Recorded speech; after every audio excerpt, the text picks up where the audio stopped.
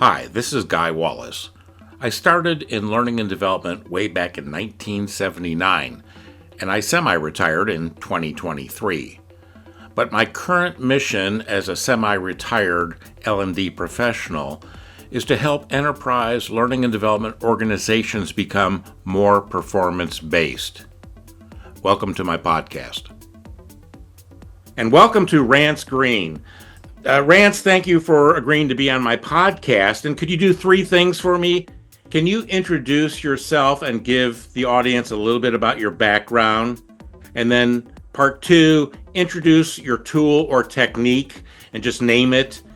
And part three is talk a little bit about the situational contexts that are appropriate for using this tool and or technique. Is that a fair way to start? That's great. Thanks so much, Guy, for inviting me to be on your podcast. What a pleasure. It's been nice getting to know you over the past year since I moved kind of close to you. So it's been great meeting up with you and meeting up with some of your L&D friends who have been in the business for a really, really long time, a lot longer than I have. So thank you. My name is Rance Green, and I am the owner of needastory.com. A company that whose goal is to humanize the workplace. And I have a school called the School of Story Design that focuses especially on upskilling instructional designers. So, instructional designers who are interested in writing, producing, and training with stories.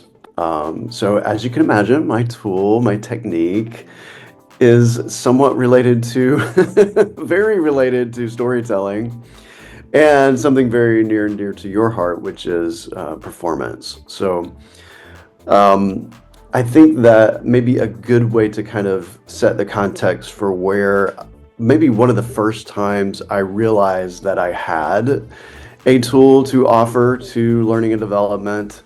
I had been hired as a performance consultant to a large health insurance company.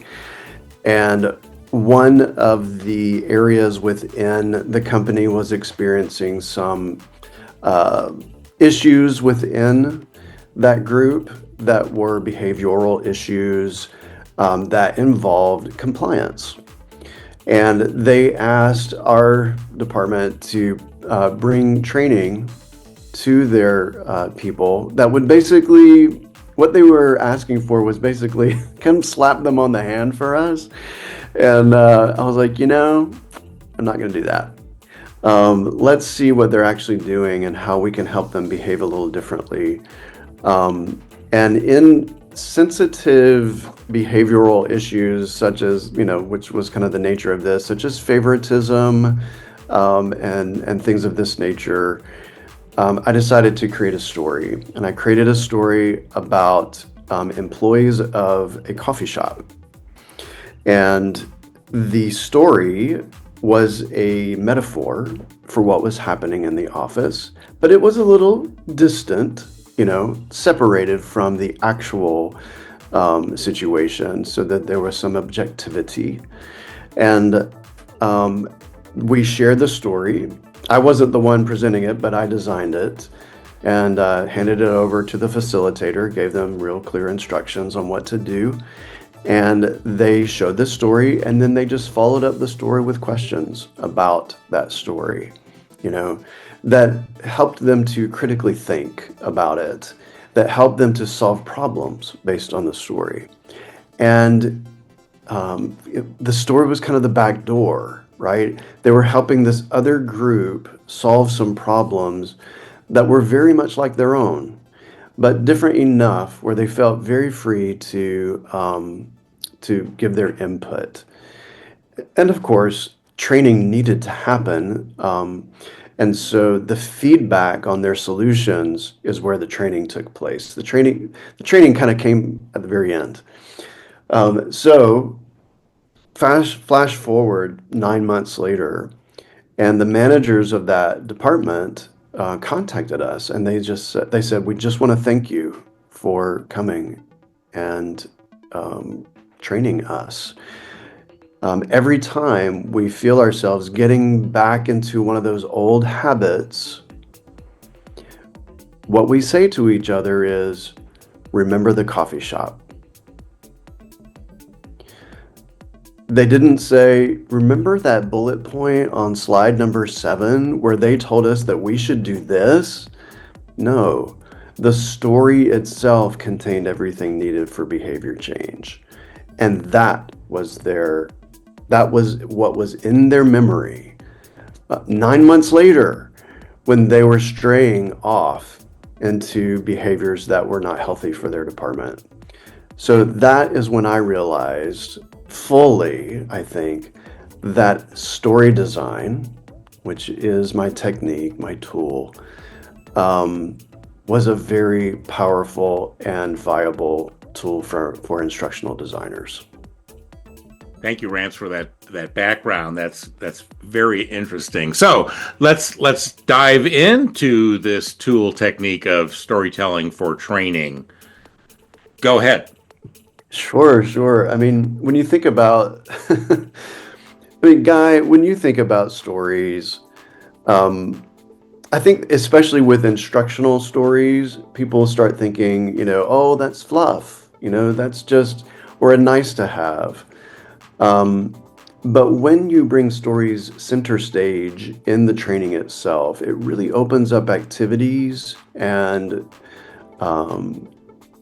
instructional methods that would be otherwise impossible. My definition of story, well, let me just ask you, Guy, like, what do you think of when you think of the elements of a story? You're a writer yourself. You like to read stories, watch stories. What are the elements of those stories that make them a story? Well, in the beginning, there's some sort of a hook that grabs the attention of the reader to encourage them to continue on.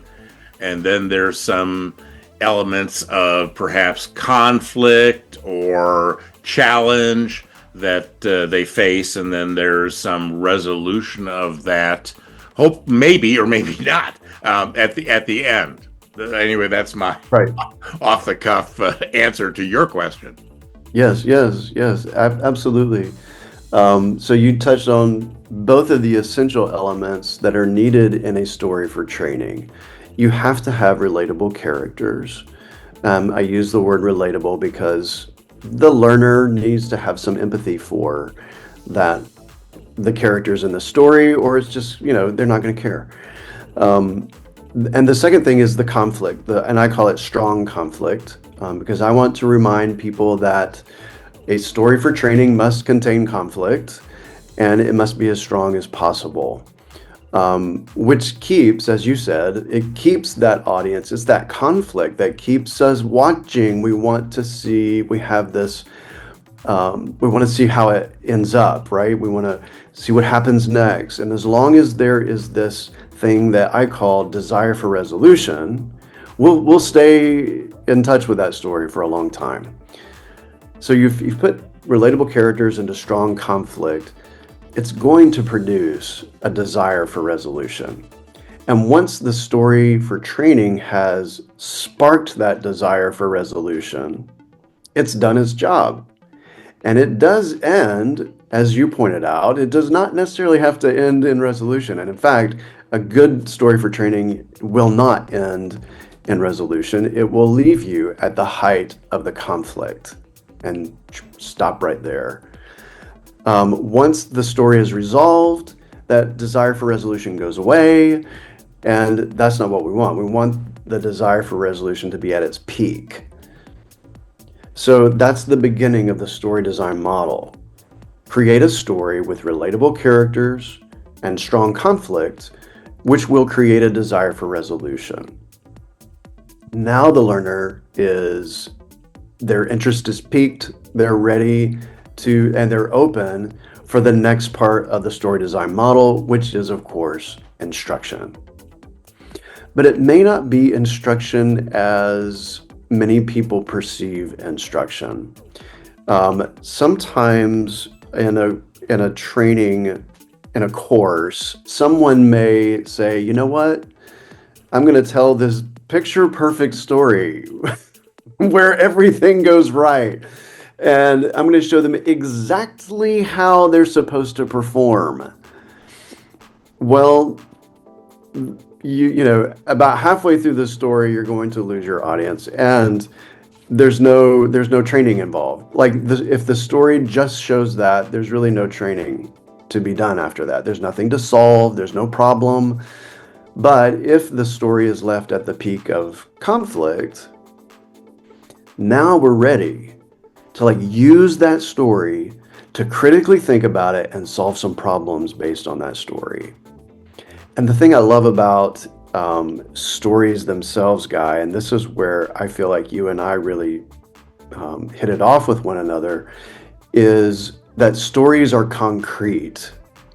It's about performance. It's about action, people taking action. Like, can you imagine a theater production with no action? Like, can you imagine like the actors on the stage being aware of, understanding, knowing, you know, the avoiding, you know, all those verbs that tend to come in the front of learning objectives that really have no performance whatsoever connected with them. You would fall asleep during a performance like that. It would not be a performance. It would be a bunch of people on stage looking into the atmosphere. But stories are about action. They're about performance. And so, as you can guess, my background is in theater. So I have this history of directing, acting, writing for the stage. And so that drive for action and performance followed me right into instructional design very naturally. And so when I got into the world of instructional design, and especially compliance training, and I was pushing people to like say, hey, what do you want people to do after they've taken this course? What skills are we developing here? They're like, well, they just need to know. I'm like, yeah, that's not going to cut it. That's not going to cut it. Even if it's compliance training, they got to do something, or else this is not training. You don't need me, right? You can go and do your little awareness campaign by yourself.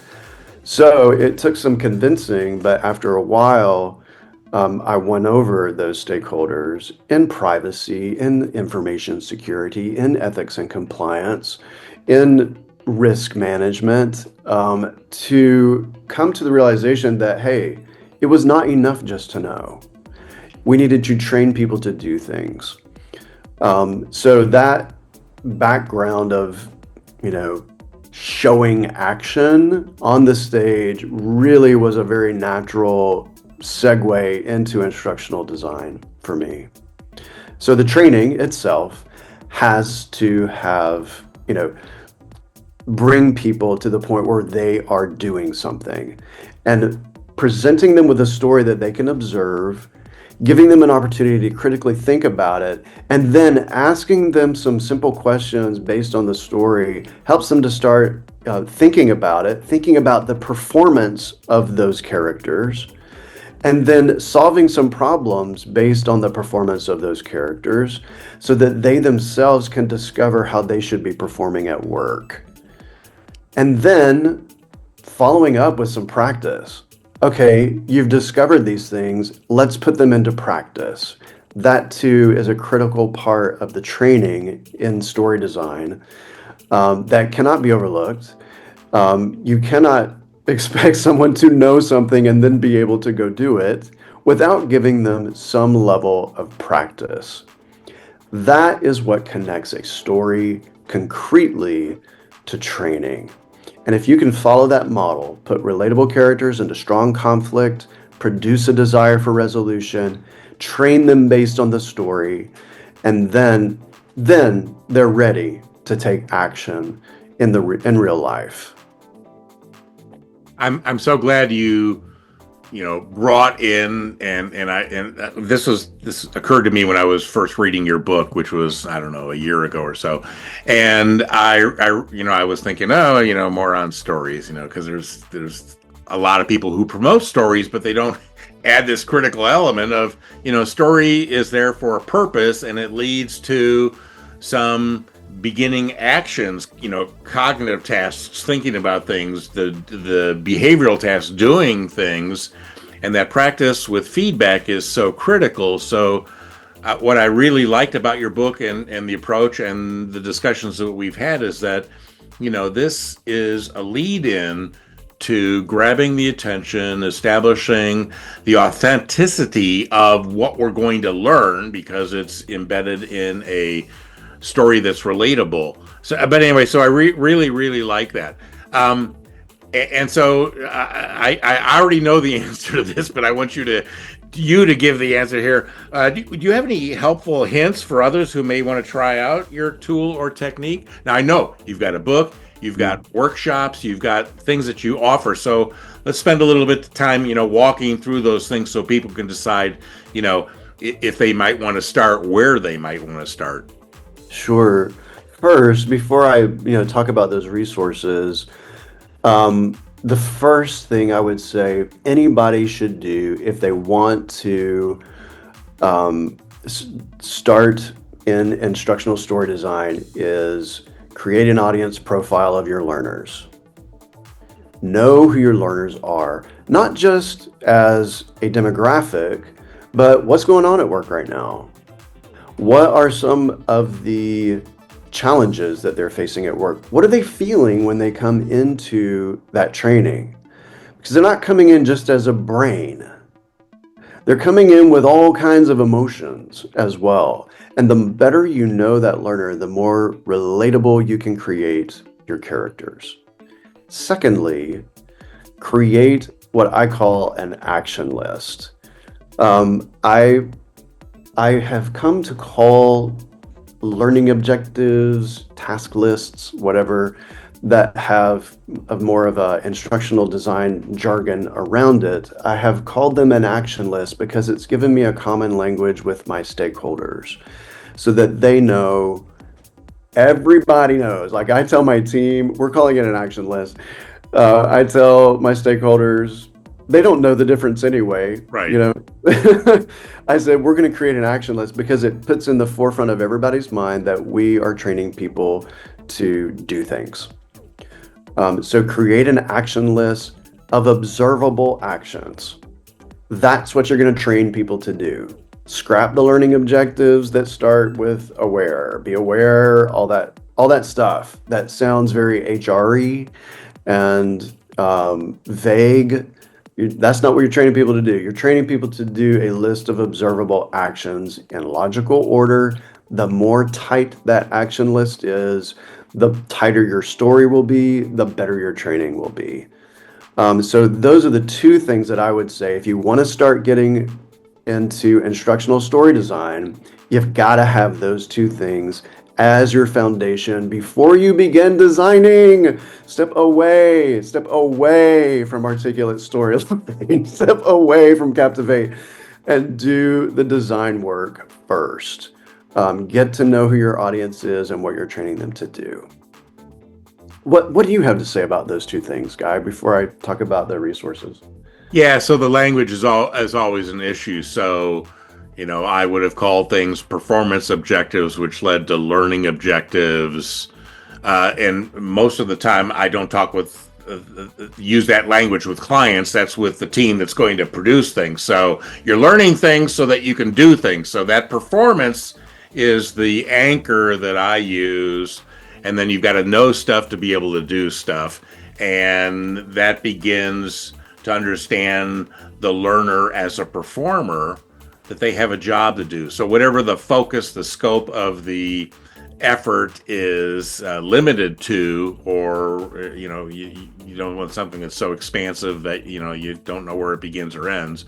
But so that's really critical. And so the action steps are the tasks. Now I would add to that tasks are a means to the ends of producing outputs, deliverables, whether that's a widget or a service that's rendered. But we need to begin with that in mind and understand, well, who are all the stakeholders for the tasks and those outputs, and what are their requirements, what are their constraints? Because I think that's fodder for a story, and that's part of what the conditions in the performance context are that people need to be prepared to perform within. Yeah, yeah, totally agree. Yeah, and it's fun. It's fun to dive into the details of that to see. And of course, what I have said so far, is really focused on that instructional design role, but there is a consulting role also, that, you have to know what the business outcome is going to be. You have to know what the root problem actually is. So that is step number one before any of the stuff that I've said before. Yeah, the analysis before the design, or some people might call it discovery, because we're all afraid of analysis paralysis, so we avoid the analysis word itself. But yeah. But it's necessary. Yeah, absolutely. And if, your listeners want to get started on an instructional story design, yes, there is a book called Instructional Story Design. It has been around since 2020, published since 2020.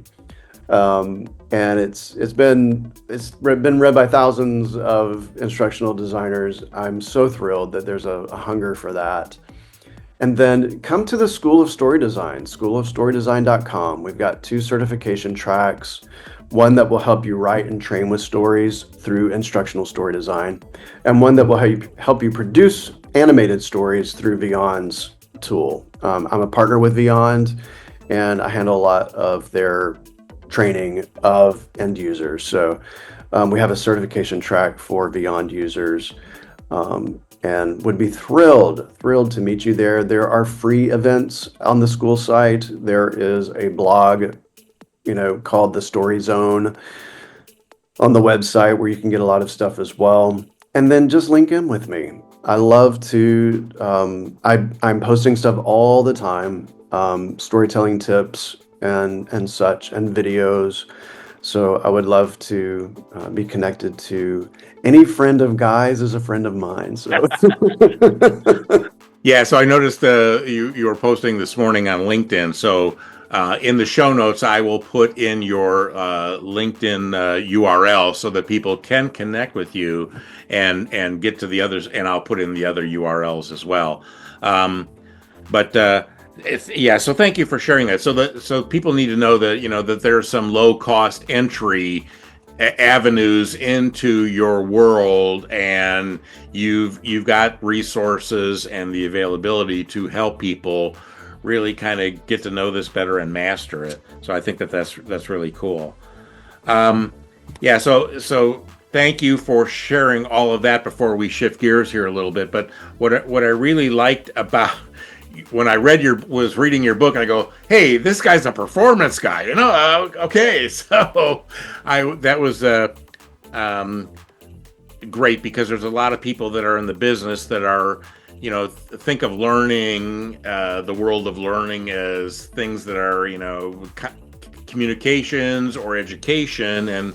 And I differentiate the whole training aspect, because we're teaching people how to apply that other content and giving them the practice with feedback. And stories are very engaging. And there was there's over the decades here, I got in the business in '79, and there was a focus on stories, but then there was a little bit of backlash, because one of the issues was that and I remember I was at Motorola, an employee there, and people were saying we need to get rid of the war stories of the facilitators, the instructors in our training, because we've realized that the students, the participants, the learners are asking for another war story so they can avoid the very lame practice with feedback that had nothing to do with their job applications, because it wasn't authentic enough. It was just, it was like practicing how to do somebody else's job, not my job. And so,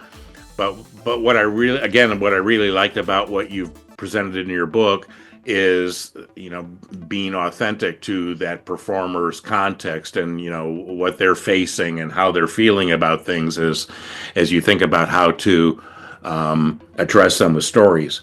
But shifting gears a little bit, so I wanted a chance for you to name, 1 to 3 people or so that are into performance improvement from your perspective that you want to share and give a call out to them so that others who are interested in all of this, might link in with them and follow them and learn from them and build their network with people who are of similar mindsets? Sure. It's funny that, first of all, it's funny that you mentioned the war stories thing and and my propensity toward performance. Because when I came into this field, I was just like, I was fresh, I just assumed that training was about performance. I didn't realize till like a couple of years into this industry that like there were people actually in this field who didn't train for performance. And I was like, well, what are you training them for? What are you? It's an age-old mystery, yeah. But I have some dear friends who are definitely on this same page. I have a friend named Jess Almlie, and she focuses on helping L&D departments become partners within the business. And her kind of no nonsense approach is larger than instructional design and training itself, but also includes how to behave as a leader of that organization, of the learning organization, in a way that puts you as a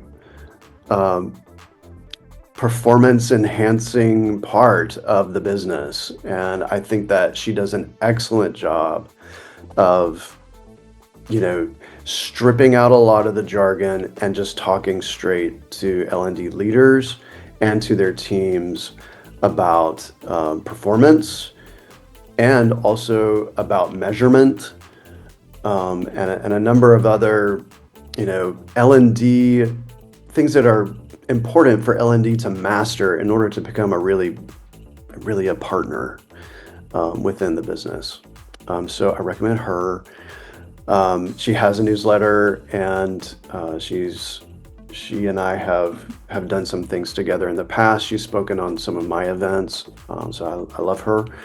Another friend of mine, her name is Laurel Schulert, and she is a learning and development leader within SAP Concur right now, and as of the recording of this podcast. And she too is laser focused on performance, and her team takes sort of an agile response to design, which is interesting and cool. But her inroads, the inroads that she has made with the business and being an internal partner with them is very impressive. She has a TD at work called A-List. What is it called? A-List L&D Team, I believe is what it's called. And Jess has a book that's just coming out as well about L&D being, a partner in the business. And then who else? There was somebody else that came to my mind.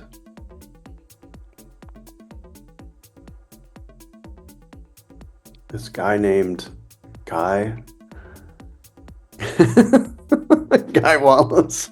Well, enough of that. I'm going to cut you off right there before you go on to that. But Okay.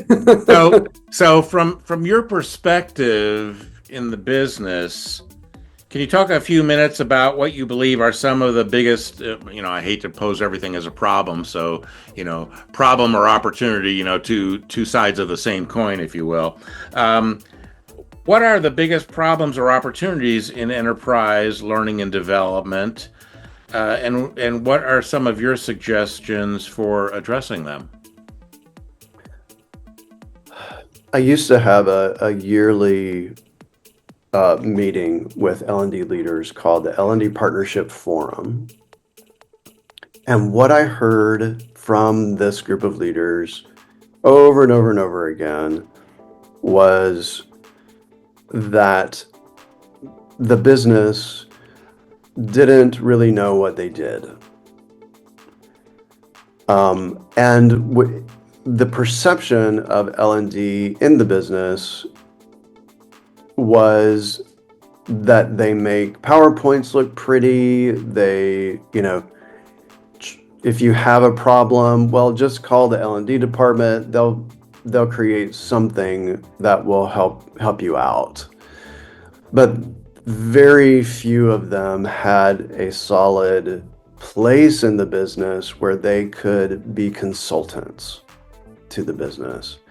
And a lot of that is on L&D itself. We've put ourselves in that position because it's hard work to push back. It's hard work to assert yourself as a partner, to assert yourself as somebody who can help with business problems.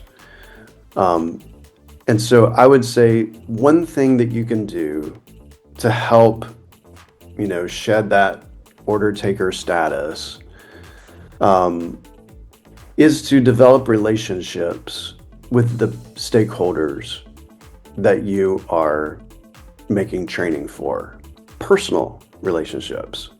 Just get to know them and start telling your own story, your own department's story within those conversations.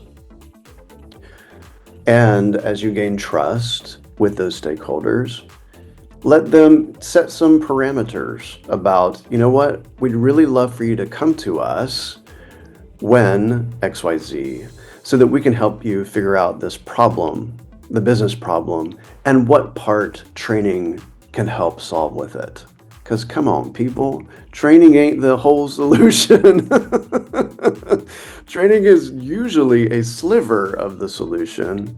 And the quicker we acknowledge that, the more we can help business people, operations, truly help them move the needle by giving them recommendations on things that aren't training related, and then really hone in on what we do very well and help move the needle quite a bit for those specific problems that training can solve for. That's my advice. Rance, thanks so much for sharing your approach, your tool technique, storytelling, and training, because I think it's very helpful for people. Are there any final words of wisdom you'd like to share with our audience? Sure, Guy. Thank you so much for having me. I would recommend that you find other like-minded professionals in this field and get together with them. Get to know them either, through Zoom or like Guy and I do. Sometimes we go to the Copper Penny and we have lunch together, and he introduces me to his friends and my circle is expanded. And it's those relationships that you build with your fellow professionals that challenges you to keep going, encourages you, motivates you, and expands your own perception of what our field has to offer. So I have benefited so greatly by being involved in learning and development organizations, being active, going to speak at conferences around the United States, to meet other people there. That's really my favorite part of going to a conference or going to small meetups with learning and development professionals, is those relationships that I build. And it's those shared stories that you have that build that trust so that you can say, hey, Guy, I had this idea and I was wondering if you could help me with this. And that he's going to have a response for you because you have a relationship with them. So don't isolate yourself. Don't live in a bubble. Get out and get to know others. Share some stories together and expand your network. That's my advice. That's very Very good advice. I encourage people to do that as well. So if you don't have local chapters of some of the learning and development kinds of organizations, there are in today's world with virtual meetings and such, you can connect with people, and don't be afraid to ask for help. I think that that's something that some of us were shy about when we first got into the field. But I was lucky that I had some of the thought leaders actually encourage me to ask them questions.